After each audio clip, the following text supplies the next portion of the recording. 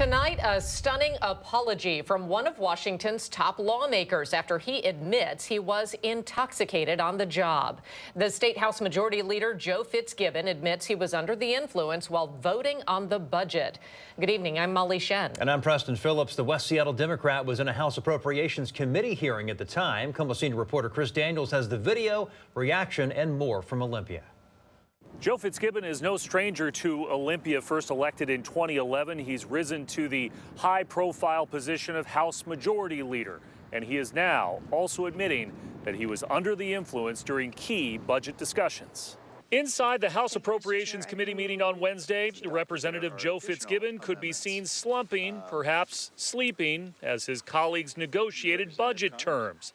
And then he spoke.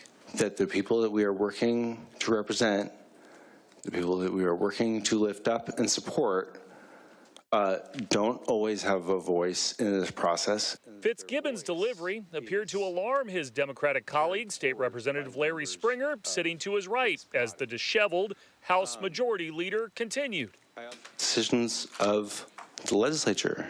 And that was all before he took a key vote. Fitzgibbon. Aye. Fitzgibbon votes aye. The contrast was startling, given Fitzgibbon's usually buttoned-up approach. We expect the number of tax reductions in the bill to increase.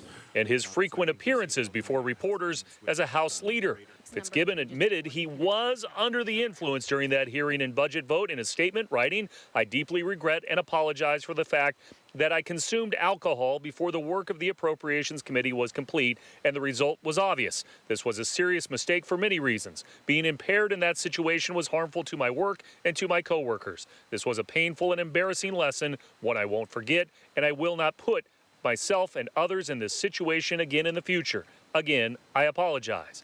Ed Orca is the House Finance Committee ranking minority member. Well, I'm disappointed that he would be doing that. I think the people in our state expect us to be there, to be alert, be listening to their concerns, and be advocating on their behalf. And I don't think if you're under the influence of alcohol that you can do that as effectively. Fitzgibbon was back in the office and in the hearing room, appearing a bit different, with little explanation about what may have led to the stumbling speech in front of the state legislature.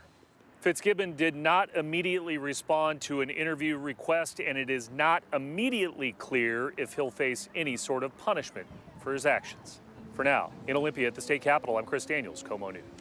House Speaker Lori Jenkins said in a statement, in part, the people of Washington expect and deserve their legislators to be fully focused and clear on the work we are here to do on their behalf. And House Democratic Caucus leadership stands with Representative Fitzgibbon as he takes whatever steps he needs to ensure his well-being.